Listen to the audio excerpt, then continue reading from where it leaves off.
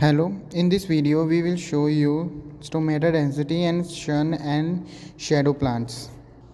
And for our project we choose two plants such as salal and ivy. Out of these, salal is the sun plant whereas ivy is the shadow plant. And in this project, we work to explore the complex interactions between light levels and stomatal density with particular attention to the situations of leaves that they accumulate to shade and those which grow in direct sunlight. Moreover, study is fascinating from an intellectual standpoint to understand how plants react to light, but it also has significant ecological and agricultural importance. Plants that live in both sunny and shaded environment have different physiological adaptations. Sun plants thrive in full sunlight, whereas shadow leaves must engage diminished light under a canopy.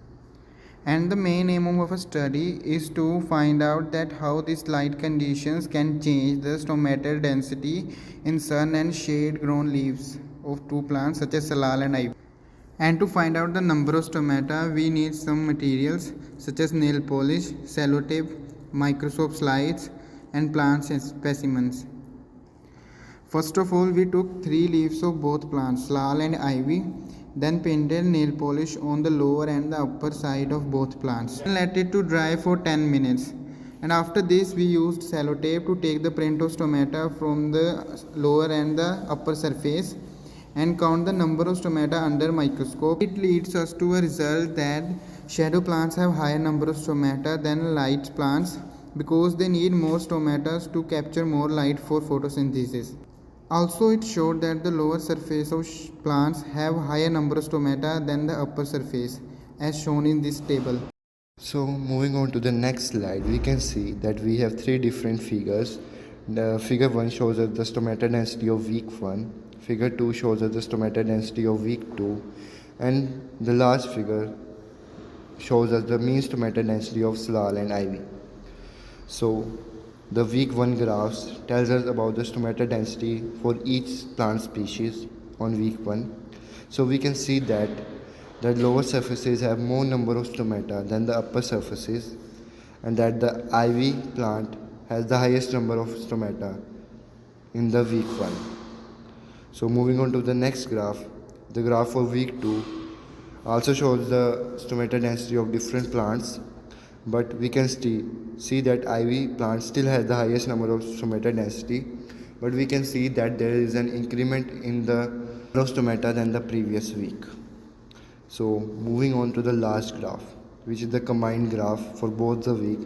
The last graph shows us the combined stomata density for both weeks for each plant species. So it tells us that the ivy plant has the highest number of stomata density, which is a plant that does not receive any sunlight.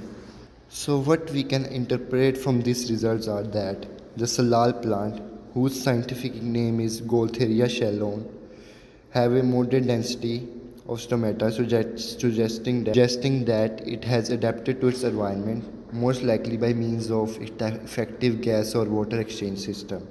On the other side, English ivy, or we can say Hydrilla helix, has the highest stomata density, probably because it climbs easily and needs effective gas exchange in its leaves.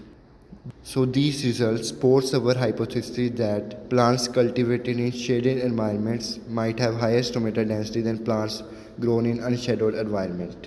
The research studies like environment correlates of leaf stomata density by Vatnik and relationship between stomata density, size and speed of opening in Sumatran rainforest species by tree physiology, and the relationship between stomata density, size and speed of opening in Sumatran rainforest species by IOP conference series, which tells us that genetic, environmental and physiological variables all affect stomatal density.